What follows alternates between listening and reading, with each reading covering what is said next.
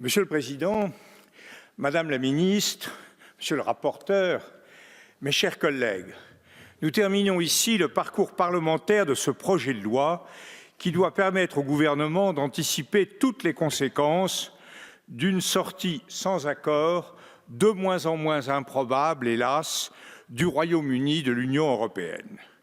Dans ces temps troublés, alors que le Royaume-Uni a montré hier encore le spectacle d'un Parlement plus que jamais divisé, je me réjouis de ce que nos deux chambres aient pu se mettre d'accord sur le texte qui est soumis à votre vote.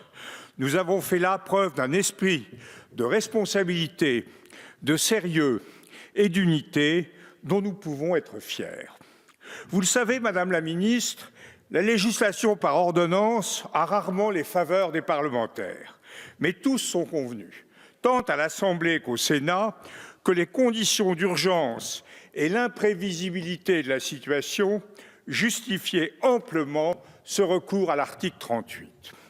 Le vote d'hier à la Chambre des communes a montré que nous n'avions malheureusement que trop raison.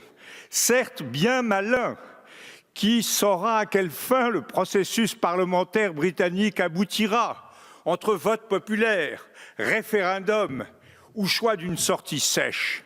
Mais la probabilité d'une sortie sans accord, d'un passage brutal du Royaume-Uni du statut d'État membre au régime de l'OMC a acquis une indéniable vraisemblance. Le risque potentiel légitime l'exercice d'une préparation rapide de nos infrastructures au choc qui vient.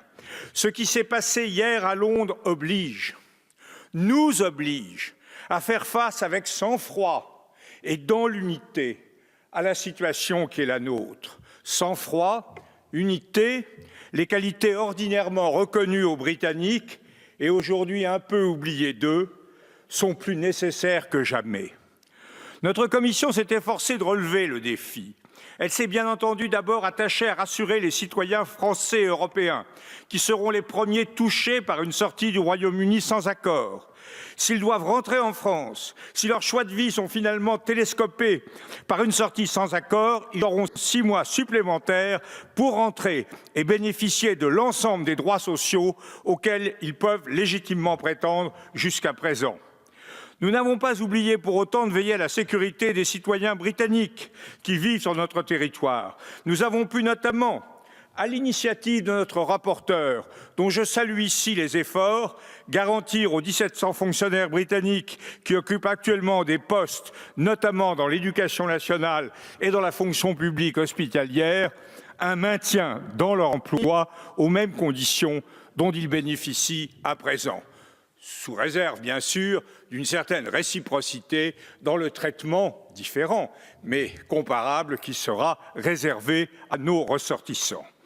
Nous avons voulu également protéger ce bien précieux et partagé qu'est la mobilité des étudiants et des apprentis.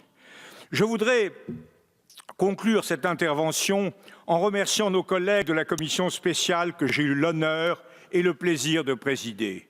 Au-delà des postures qui n'épargnent jamais la vie parlementaire, nous avons su faire, je crois, preuve de notre capacité à dépasser les querelles partisanes, car le sort de nos concitoyens outre-Manche et de nos entreprises ici même était en jeu.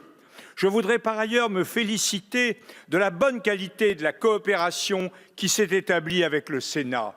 Une commission mixte paritaire qui aboutit est toujours le signe d'une compréhension commune des enjeux par nos deux chambres. Nous avions des divergences initiales et nous avons su les surmonter pour permettre au gouvernement et à nos administrations de faire face à l'urgence. Nous avons en particulier décidé de laisser une vaste marge de manœuvre au gouvernement en matière d'adaptation des infrastructures portuaires, aéroportuaires et routières,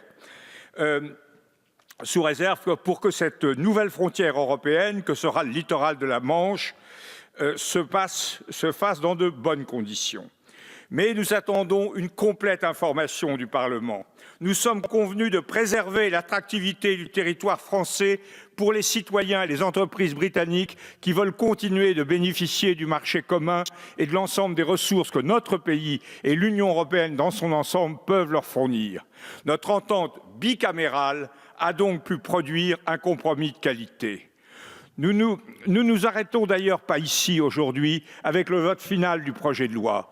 Celui-ci comprend en son article 4 un dispositif qui permettra au Parlement d'être informé sans délai de l'état de préparation et du contenu des ordonnances.